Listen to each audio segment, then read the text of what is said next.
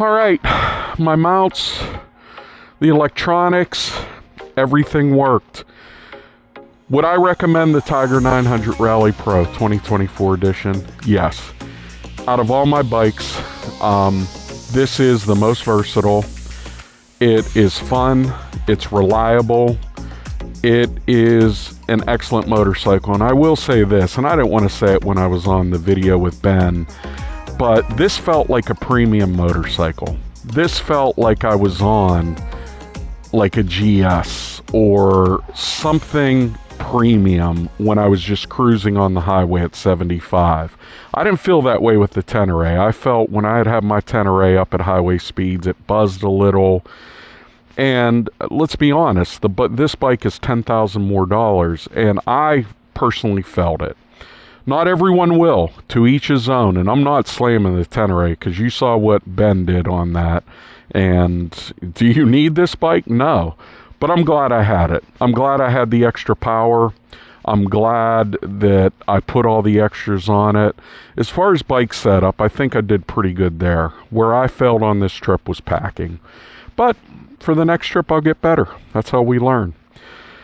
You know what you can do, though? You can like and subscribe. Watch Bob and Enduro. And thank you so much for joining us on the trip. The people that I've met, the comments, good and bad, I love it. I hope you enjoyed everything that Ben and I did. Ben said on the way home, will we remember this trip in a month or so? And I know that riding motorcycles and seeing this beautiful country of ours made me better. It made me a better person. It made me happier. And if you are thinking about doing it, find someone cool, go do it, because your mouth will drop. These videos are only to try to talk you into doing it. There's nothing like being there. So I hope I see you all on the road. Like and subscribe. Bob and Enduro. All right, stuff that I used in my tank bag. I don't want to torture you with every item, but this rag, used it every day, clean off my helmet. The Rain-X, invaluable. It really makes a difference. I'd take that again. Sunglasses, never wore them once, and that's because I found these bifocals that I have LASIK, so I don't need prescription glasses, but I do need bifocals, and they would change with the sun. So these were my sunglasses, and these were invaluable because I could see the GPS. So you guys that need readers, us old guys need these. Most important piece of kit, put this in with the climb stuff. I'll never ride without them. My Shady Rays, Dork on the Road said to buy these. They are good sunglasses. Never wore them one time. Wore my bifocals, waste the space, never needed them. Cords, extra cords for charging stuff, never used them. Charge your stuff at night. This was a goofy item I found online. You're supposed to be able to put it on your finger and wash your windshield. Dumb. Never used it. My earplugs, used them one time, but it was so quiet, it made me tired. So, earplugs, some guys swear by them, but it was honestly too quiet. I could still hear Ben through my pack talk, and it was great, but I'm not an earplug guy. I won't take them again. This item, my Insta360, when it was on the handlebars, it just shook so much. It was annoying to look at, and honestly, editing the 360 footage takes so much time. I just didn't use it as much. It's a great device. The pictures are awesome. You get all the views.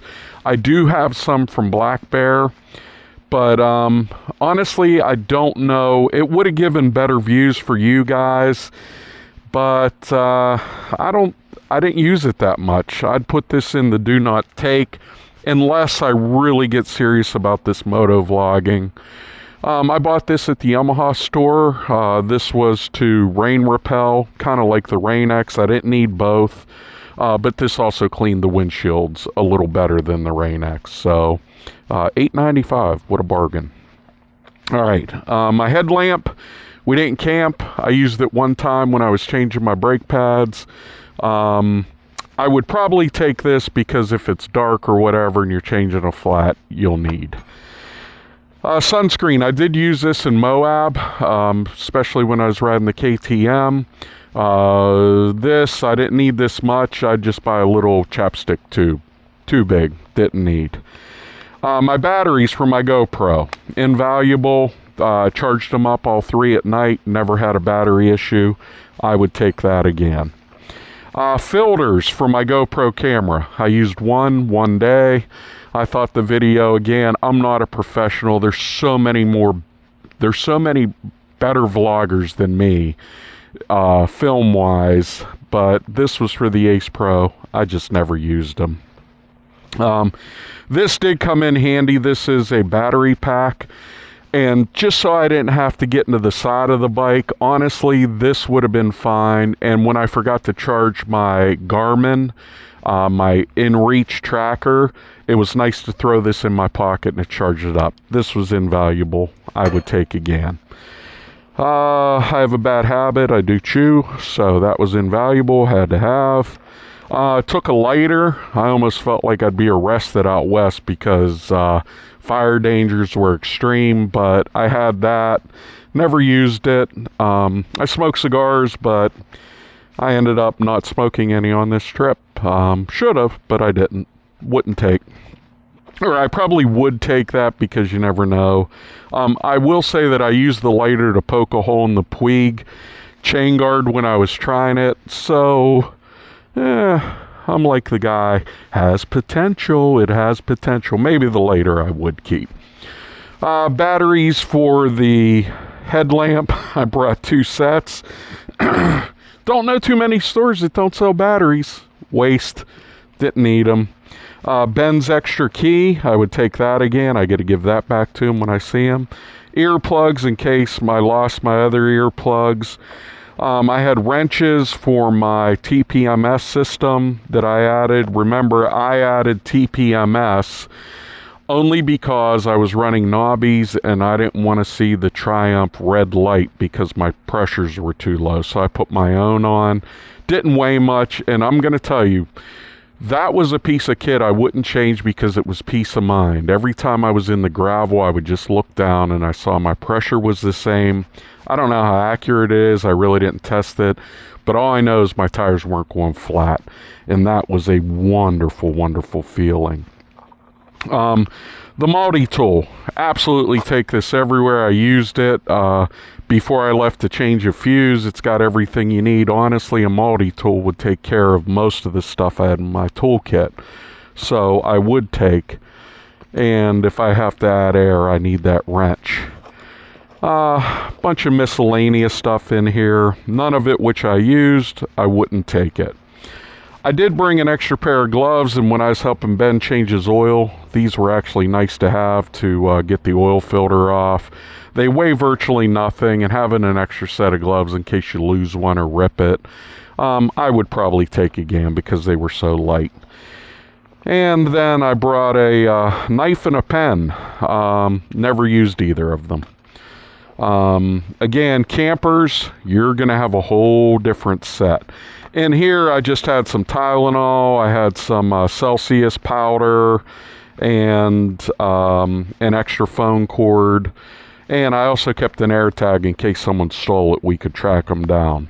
Nail clippers, those were nice. Your nails do grow, and it's nice to have them right there in case you get a hangnail. And that was the tank bag.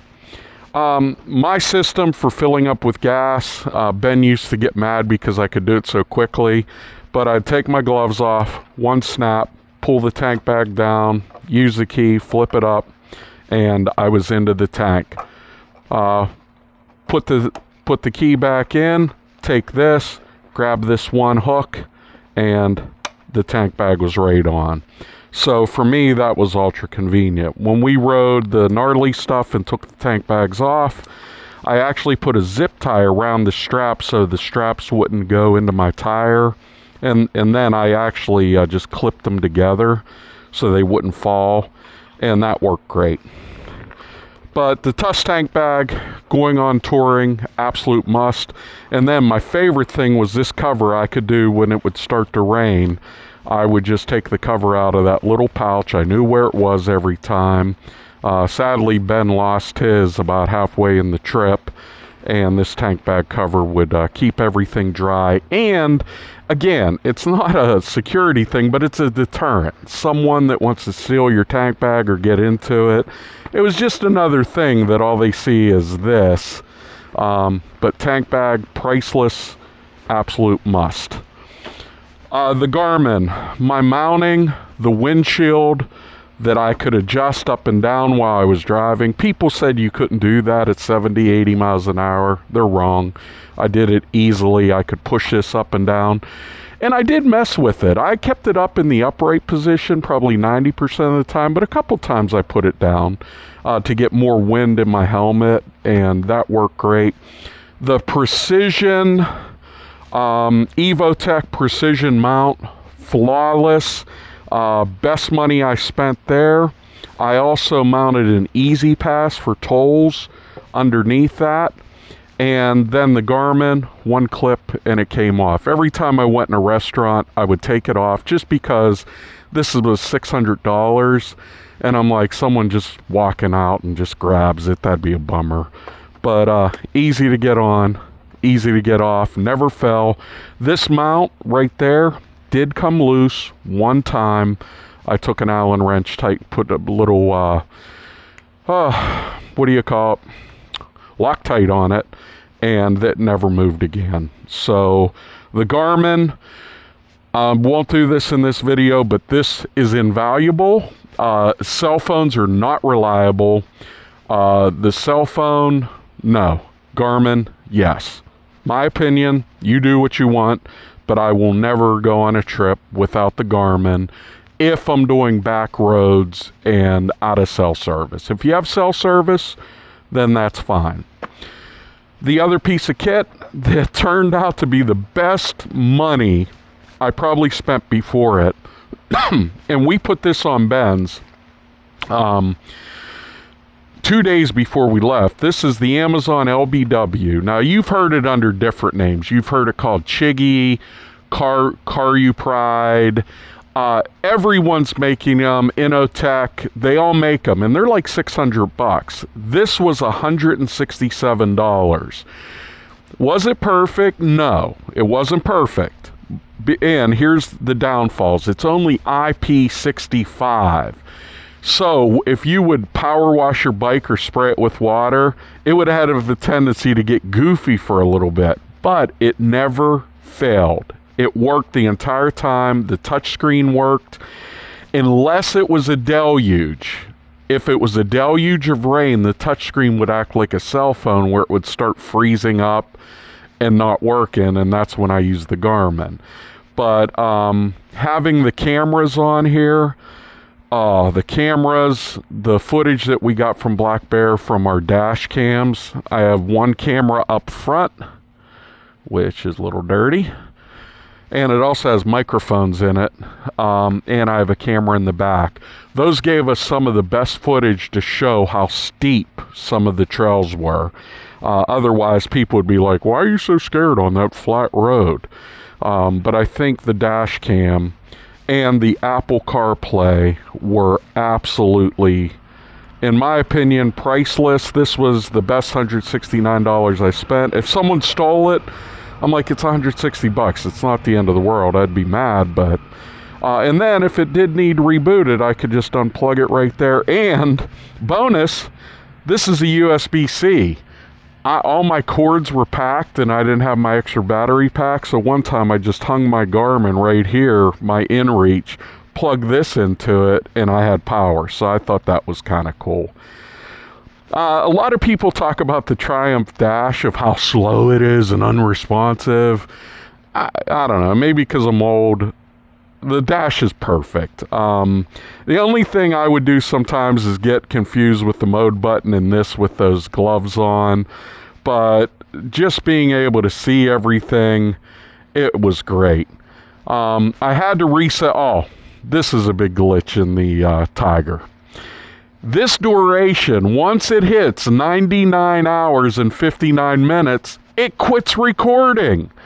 So I was going, and it kept saying 99 hours, 59 minutes. And I'm like, why did it quit recording my mileage? So Ben, I'm counting on him to get our mileage. I reset it when we were in Glacier Park. And from Glacier Park, we did 2,436 miles.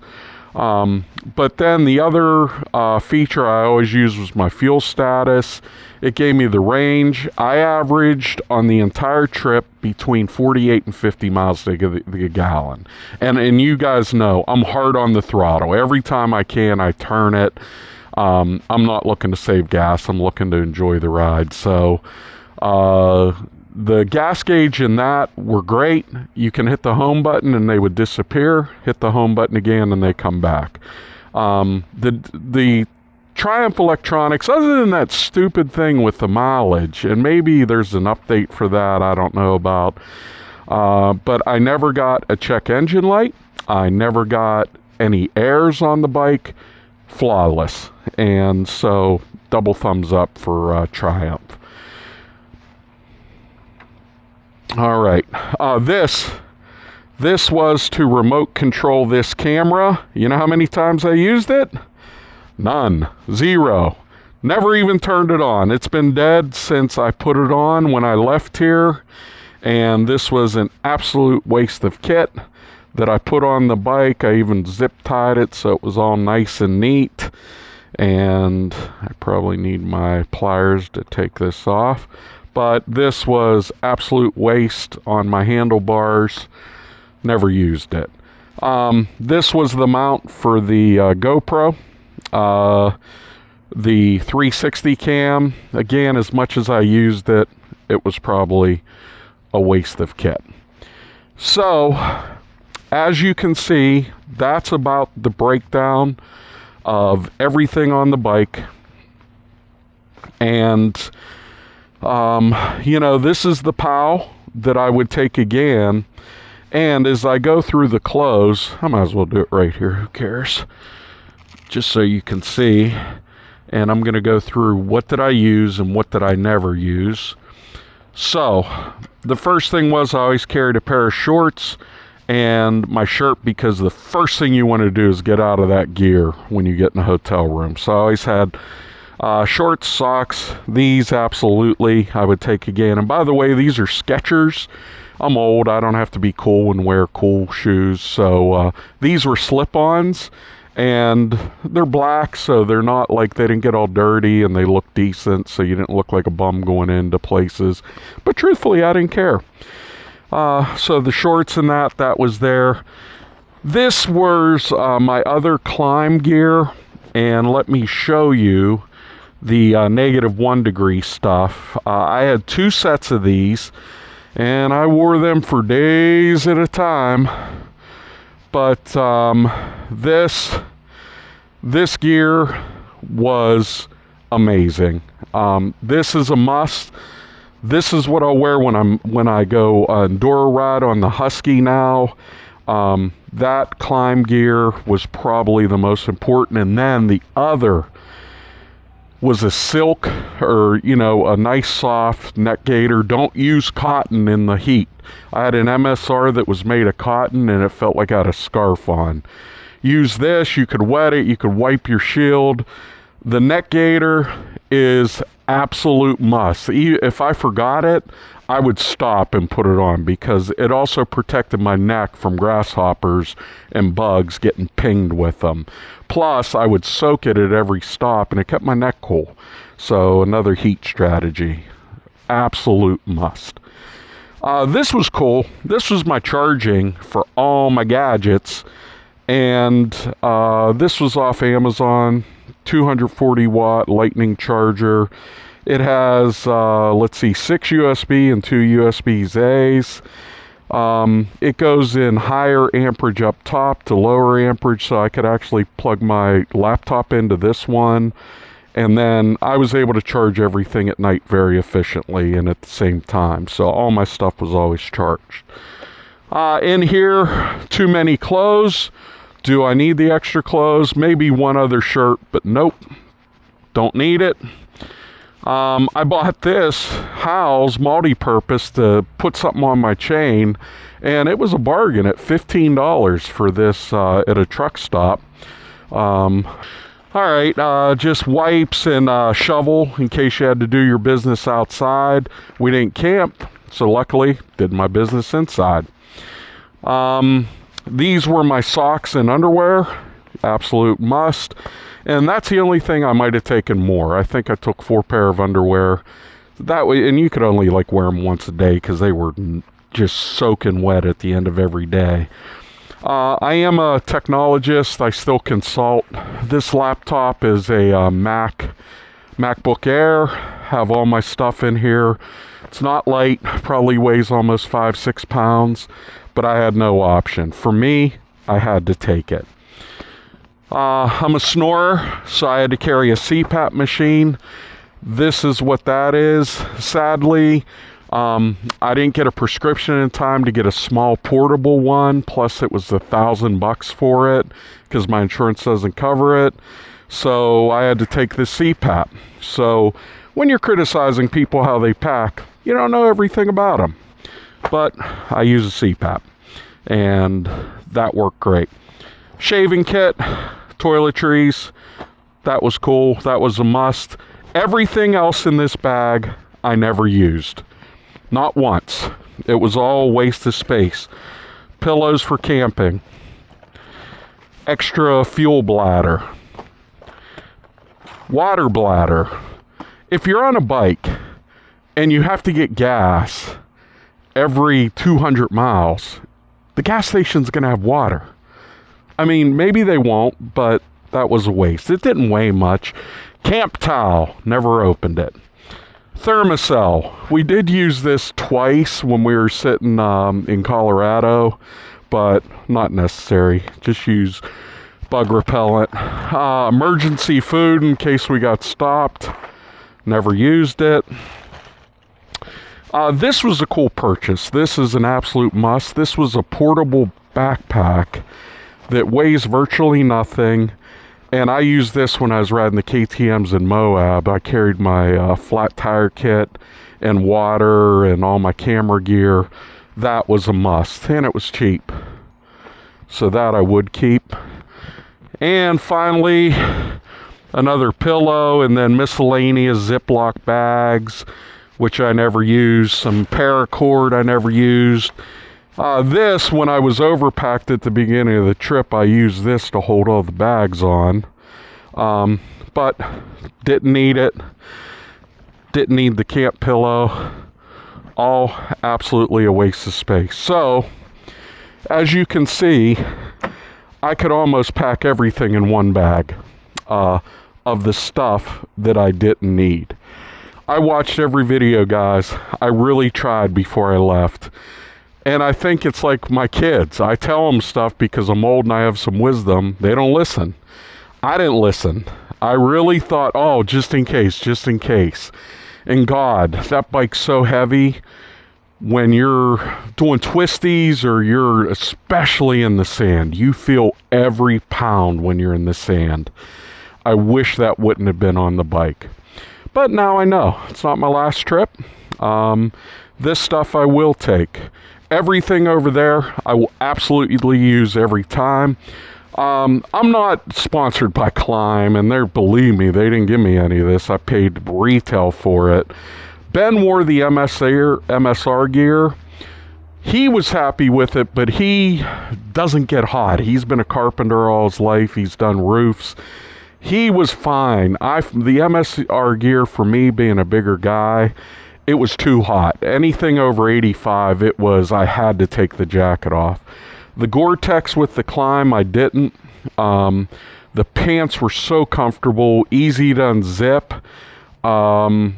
They had Velcro to, keep them up. I ended up losing about 10 pounds on this trip just from all the exertion.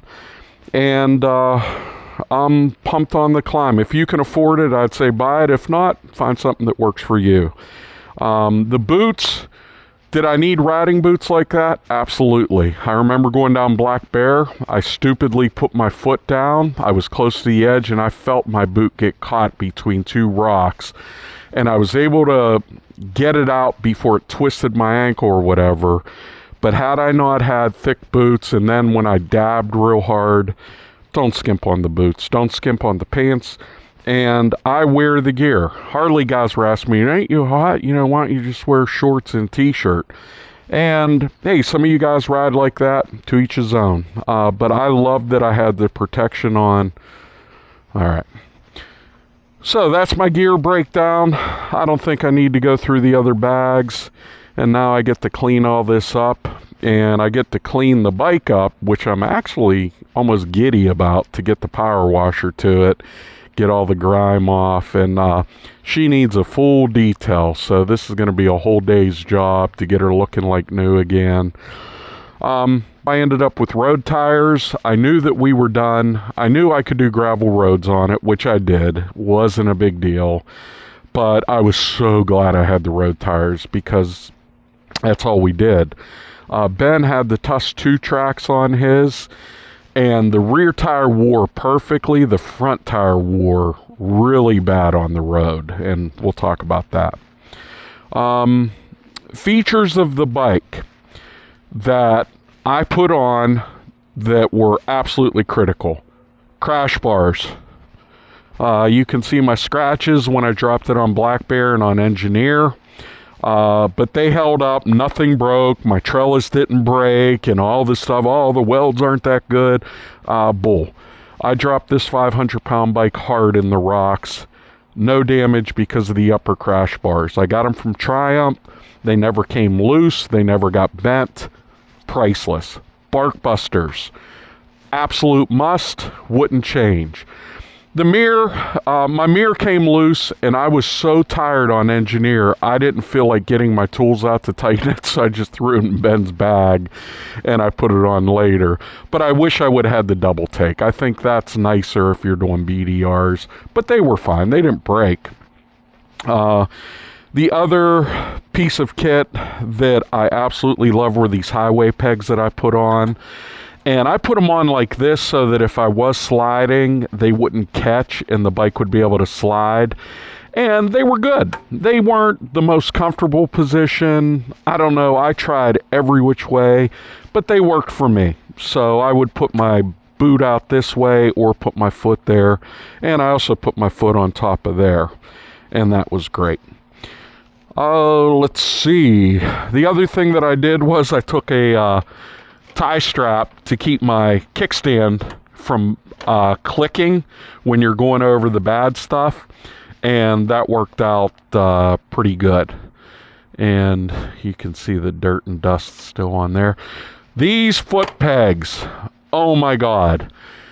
I think it was Ian from Big Rock that said get the Black Dog foot pegs. That is a piece of kit I would not ride. As a matter of fact, I'm going to get a set for my Harley, and I'll probably even get a set for my Husky. Having bigger foot pegs, I didn't think it would make a difference. For me, it did. Adding this rear rack was for a 2022 Tiger. I got it on AliExpress. It held up great. With all that weight, I was worried, am I going to break the subframe? Especially when we were on off-road with all our luggage on. Don't overpack, folks. That's the thing I learned, and I did. And, you know, but this held up great. I got to keep the side racks on, so when I did have to lift the bike, I had something to hold on to. I was able, Ben always helped me. He helped me a couple times lift the bike because he's always behind me. He would just run up and help me. I did lift it myself on one of the hills, but it was easy. It wasn't bad. I did lose the foot peg, and like I say, I lost the foot peg. I didn't lose the foot peg. I actually saw the pin was loose, so I just pulled the pin out and put it in the one bag over there. And I just need a little clip. But I know when that clip got knocked out, it was when I was dragging the bike down the hill. And I'm sure that's it. And if I didn't, so 10,000 miles Tiger, I need to buy $1.25 retaining clip for my rear foot pegs that I don't use. So if you want to bash the Triumph for that, feel free. I didn't check the spokes super clearly, but I didn't lose any spokes. Nothing got broken. And my God, did we beat these in Colorado.